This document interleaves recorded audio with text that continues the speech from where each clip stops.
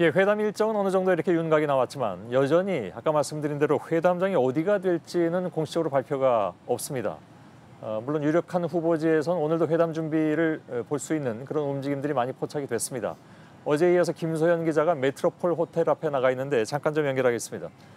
김소연 기자, 제가 낮에 메트로폴 호텔을 잠깐 들렀다 왔는데 아무런 움직임이 없는 것처럼 보였습니다. 저한테는. 물론 경비 병력은 서 있었습니다만은. 오늘 상황이 어땠습니까? 전체적으로? 네, 우선 제가 호텔 바깥쪽부터 좀 보여드리면요. 지금 베트남 국영방송인 VTV의 중계차가 아예 자리를 잡았습니다. 그리고 제 뒤로 보이는 게 호텔의 연문인데 지금 무장 경찰이 지키고 있죠. 이곳으로 오늘 미국 측 관계자들이 장비를 들어가는 모습도 포착이 됐습니다. 약 3시간 전쯤엔 폭발물 탐지반도 투입돼서 내부 정원 구석구석을 살폈고요. 이른 오후까지만 해도 아까 말씀하셨듯이 이 호텔 출입에 아무 문제가 없었습니다. 그런데 지금은 투숙객이 아니면 좀 들어가기가 어려운 상황이고요. 투숙객들도 가슴에 게스트, 한국말로는 호텔 손님이라고 적힌 명패를 달고 있고 또 짐도 보안 검색들을 다 통과시켜야 들일 수 있습니다. 아, 그렇군요. 그렇다면 이제 회담 장소로 매우 유력하다고 이렇게 봐도 될 것 같습니다.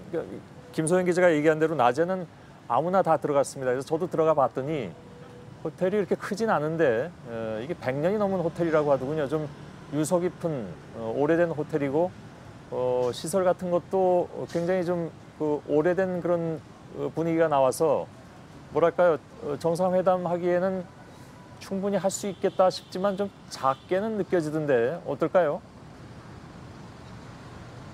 네, 그런 측면이 없지 않습니다. 지금 이 건물을 보시면 이게 하나의 건물 같지만 안에서 보면 기귿자의 구조입니다. 저희가 사전에 미리 찍어놓은 드론 영상을 보시면 좀 이해가 쉬우실 것 같은데요.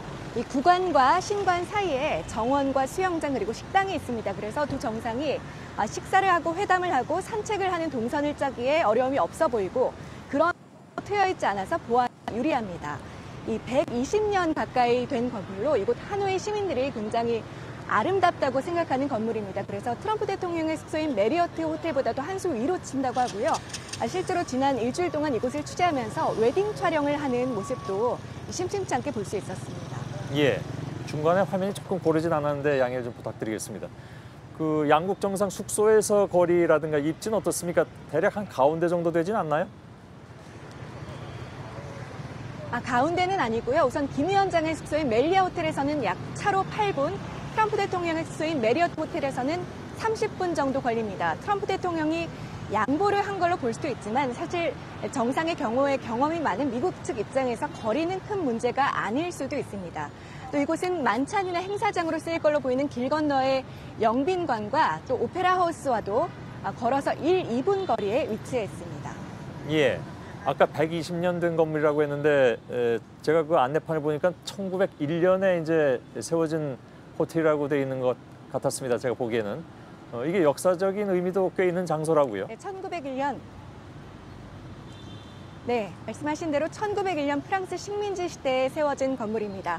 베트남 전대 손님들을 폭격해서 숨겼던 그런 방공호도 보존이 돼 있었는데요. 오늘 제가 이 문이 잠겨 있어서 직접 안까지 들어가 보진 못했는데 평소에는 투어 프로그램까지 있다고 합니다. 한마디로 이 호텔 전체가 하나의 작은 역사 박물관 같은 곳입니다.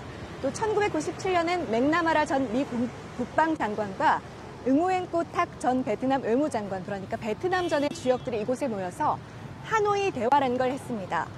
비극을 막기 위해선 대화가 필요하다. 이런 메시지를 남겼습니다.